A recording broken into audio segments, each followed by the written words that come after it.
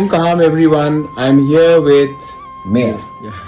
Mayor is a young boy, and Mayor has come today to meet me with his father right here.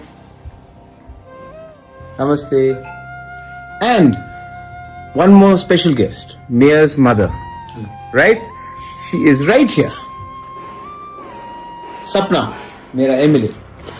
So सपना आया और सपना ने कहा कि जो भी हुआ है ठीक नहीं हुआ, लेकिन everybody deserves a second chance, क्योंकि हम लोग तिपरासा लोग सिर्फ कितना है 10, 11 लाख, 12 लाख, और अगर हम लोग एक दूसरे से फाइट करेंगे तो नुकसान हमारा नेक्स्ट जनरेशन का होगा.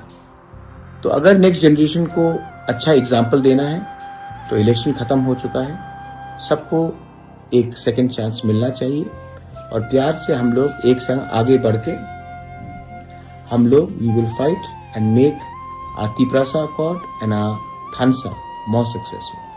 तो जो भी आप लोग ने बोला है अभी छोड़िए, हमको आगे बढ़ना है और 2028 में हमको अपना तिपरासा का दफा का सरकार बनाना है. एलाइन भाई. हम भाई